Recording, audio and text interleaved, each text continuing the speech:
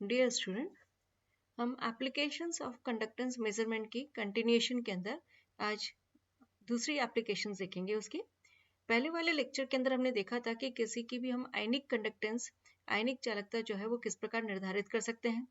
Weak electrolytes की degree of ionization यानी कि आयनन की मात्रा, उनकी इक्विवेलेंट कंडक्टिविटी का किस प्रकार से निर्धारण किया जा सकता है। आज हम एक नेक्स्ट जो एप्लीकेशन है वो लेंगे, determination of solubility and solubility product of sparingly soluble salt, यानी कि अल्प विलय लवण की विलेयता और उनके विलेयता गुणनफल का निर्धारण करना। जैसा कि हम जानते ही हैं कि कई लवण, जैसे फॉर एग्जांपल सिल्वर क्लोराइड ले लें, हम बेरियम सल्फेट ले लें, लेड सल्फेट ले लें, ये ऐसे सॉल्ट है जिनकी सॉल्युबिलिटी जो है बहुत ही कम होती है और उसका निर्धारण जो है वो किसी भी एक सामान्य रासायनिक विधि के द्वारा नहीं किया जा सकता है। लेकिन इनकी अगर हमें सॉल्युबिलिटी का निर्धारण करना हो तो चालकता मापन, कंडक्टेंस मेजरमेंट के द्वारा इनकी सॉल्युबिलिटी बहुत इजीली निकल सकती है।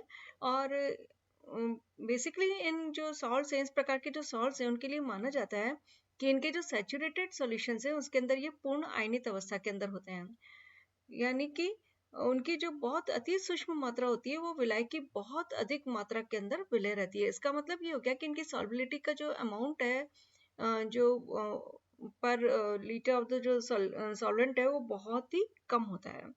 तो इस परिस्थिति के अंदर अगर हम किसी भी इस प्रकार के जो लवण है उनके अगर विलयन की तुल्यांकीय चालकता का निर्धारण कर लें तो उसको हम ये कह सकते हैं कि उसको हम अनंत अनुता पे ये तुल्यांकीय चालकता के बराबर है। और इन अदर वर्ड्स हम ये कह सकते हैं कि जो लैम्डा है उसका मान ही लैम्डा 0 के बराबर है, क्योंकि उसका रीजन क्या हुआ कि ये अल्प विलय लवण है, यानी कि इनकी विलयता बहुत ही कम होगी।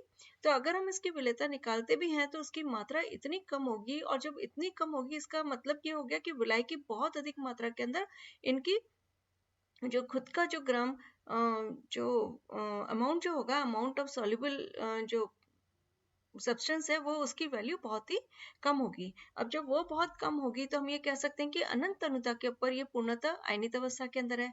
और जब अनंत अनुता पर पूर्णतः आयनित अवस्था के अंदर मानेंगे तो इसका मतलब ये हो गया कि अत्यधिक विलाय के अंदर जो भी इनकी प्रेजेंस है वो जो तुल्यांकीय चालकता होगी वो तुल्यांकीय चालकता ही इनकी अनंत अनुता पे तुल्यांकीय चालकता के बराबर होगी। और in other words lambda is equal to lambda 0।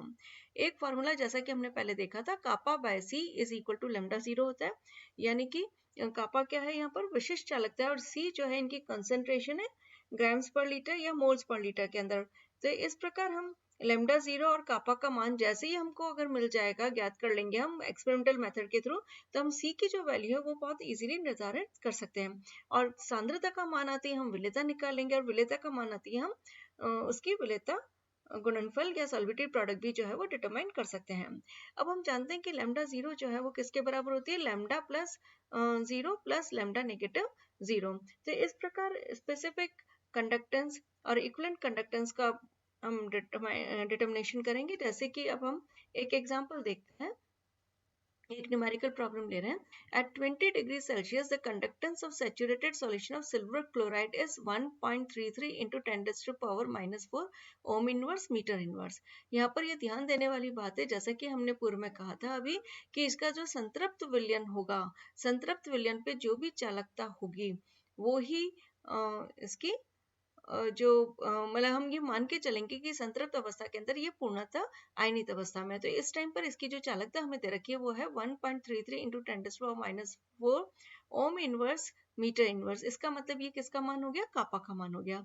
If the molar ionic conductivities of silver and chloride ions are 56.9 into 10⁻⁴ and 65.4 into 10⁻⁴ ohm inverse और मीटर स्क्वायर और मोल इनवर्स।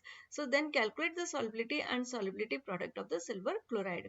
अब हमें गिवन क्या क्या है, फॉर्मूला हमारे पास है lambda AgCl is equal to kappa divided by सी।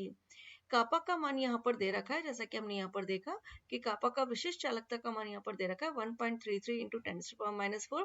इसकी वैल्यू हमने सब्स्टिट्यूट कर दी, डिवाइडेड बाय सी की यूनिट क्या होगी, moles per metre cube.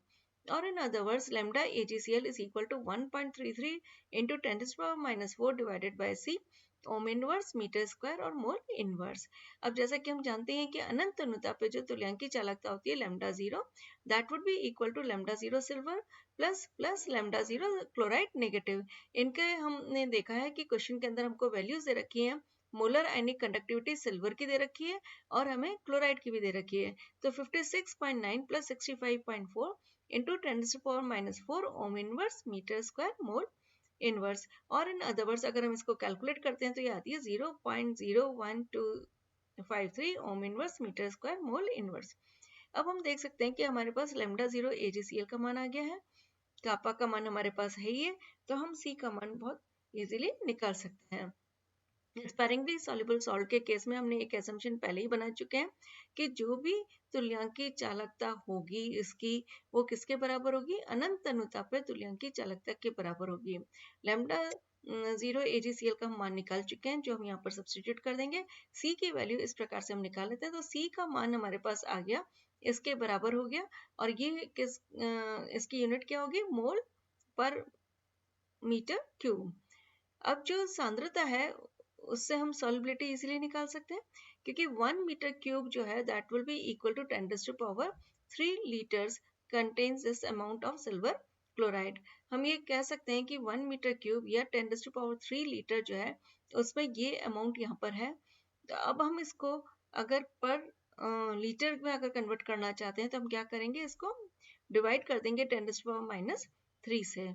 So is equal to 1.33 into 10⁻⁴ divided by 12.53। और इन अदर वर्ड्स S की वैल्यू अब हमारे पास आ चुकी है, दैट इज 1.06 into 10⁻⁵ मोल्स पर लीटर। तो अब अगर इस प्रकार हमें ये ज्ञात हो गया कि 1 लीटर विलियन के अंदर इतना जो सिल्वर क्लोराइड है वो विलय है, इसका मतलब क्या हो गया कि सिल्वर क्लोराइड की जो विलयता है वो इक्वल हो गई 1.06 इंटू 10⁻⁵ के। तो अब हम जब S की वैल्यू हमको मिल गई तो सॉल्युबिलिटी प्रोडक्ट किसके बराबर होता है, यहाँ सॉल्युबिलिटी स्क्वायर के। So S square is equal to, ये हमने इसका स्क्वायर कर दिया और ये हमारे पास वैल्यू आ गई 1.12 इंटू 10⁻⁻⁵ तो -10। तो ये जो वैल्यू है that is equal to the solubility product of silver chloride. तो इस प्रकार हम देख सकते हैं कि हमने पहले ये कहा कि lambda is equal to kappa divided by C होता है, और स्पेरिंगली सॉल्युबल सॉल्ट के अंदर हमने लैम्डा की वैल्यू लैम्डा जीरो से इक्वेट कर दी। हमने C का मान निर्धारित कर लिया। C का मान निर्धारित करने के बाद में, क्योंकि ये पर मीटर क्यूब है और हमें ये मालूम है कि 1 metre cube is equal to 10⁻³ litre, तो इसका मतलब ये हुआ कि 10⁻³ लीटर के अंदर इतना अमाउंट सिल्वर क्लोराइड का है, तो 1 लीटर में कितना होगा, तो वो हमने यहाँ पर निकाल लिया। और निकालने के बाद में ये हम वैल्यू निकाल लेते हैं S की, और इस प्रकार हम S स्क्वायर भी यहाँ पर निकाल सकते हैं। नेक्स्ट जो इसकी एप्लीकेशन है that is determination of ionic product of water, यानी कि जल का आयनिक गुणनफल। अगर जल का आयनिक गुणनफल का हम निर्धारण किस प्रकार कर सकते हैं, सबसे पहले हम देखते हैं कि वाटर किस प्रकार से आयनाइज होता है। हमें मालूम है कि वाटर जो है बहुत ही दुर्बल विद्युत अपघट्य है, बहुत फीबली आयनाइज होता है, बट ये आयनाइज किस प्रकार से होगा, H आयन और OH आयन के अंदर। और यहाँ पर एक इक्विलिब्रियम का साइन हमने लिया है, इक्विलिब्रियम कांस्टेंट हमने लिख दिया, K is equal to product divided by reactant concentration term, और in other words H ion और OH ion divided by water.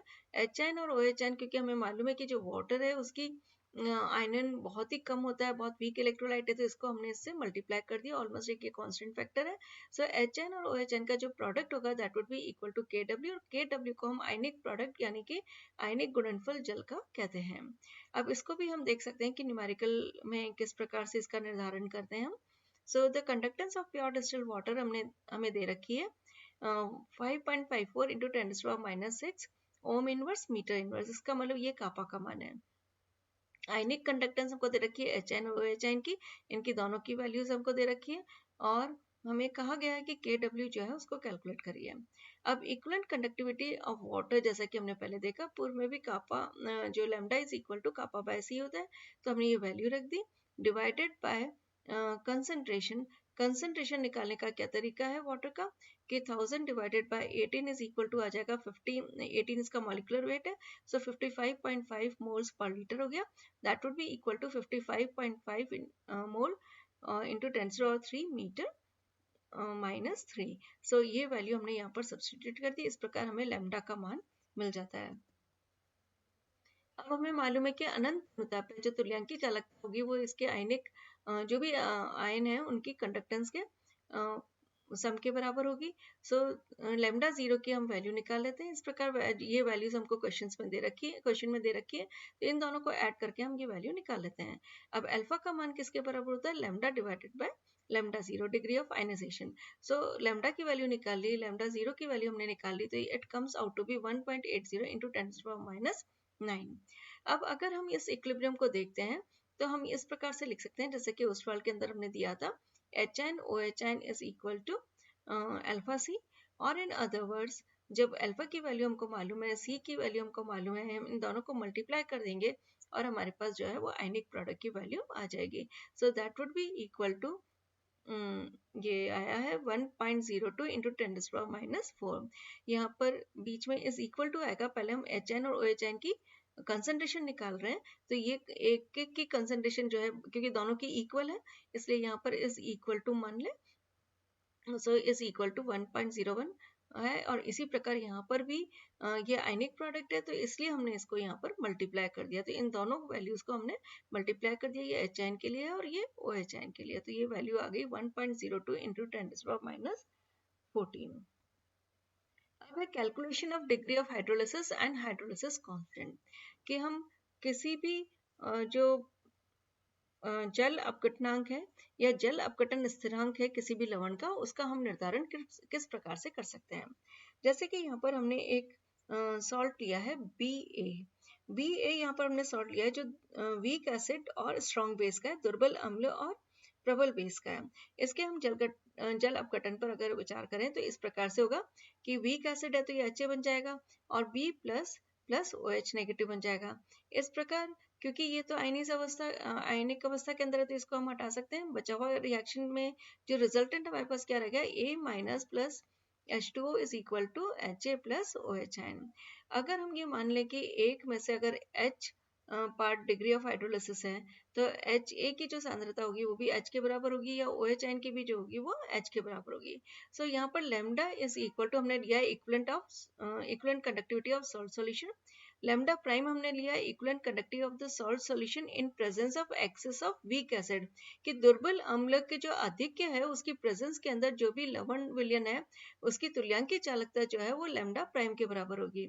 और लैम्डा डबल प्राइम जो हमने लिए वो equivalent conductivity of strong base at the same dilution V, की समान तनुता के ऊपर जो स्ट्रॉन्ग बेस है जो प्रबल क्षार है उसकी तुल्यांकी चालकता कितनी होगी, तो वो हमने ले ली यहाँ पर लैम्डा डबल प्राइम के बराबर।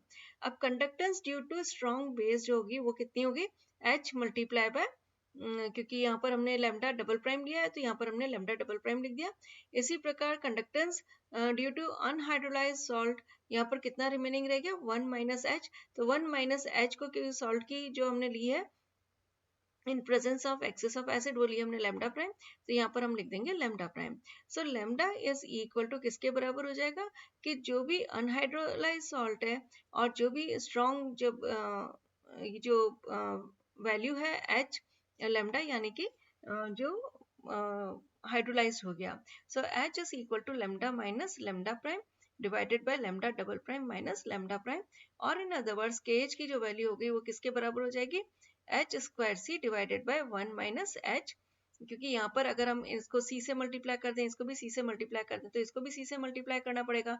सो HC divided by 1 - H into C, तो C से C² से C कैंसिल आउट हो जाएगा तो बचा हुआ जो रह गया वो H² डिवाइडेड बाय 1 - H रह जाएगा। इसी प्रकार अब यहाँ पर अगर KH की वैल्यू हमें डिटरमाइन करनी है तो या तो हमको H की वैल्यू दे रखी हो, C की वैल्यू अगर हमको मालूम हो तो हम इजीली KH की वैल्यू जो है वो डिटरमाइन कर सकते हैं, इनके हम न्यूमेरिकल्स भी स्टडी कर सकते हैं।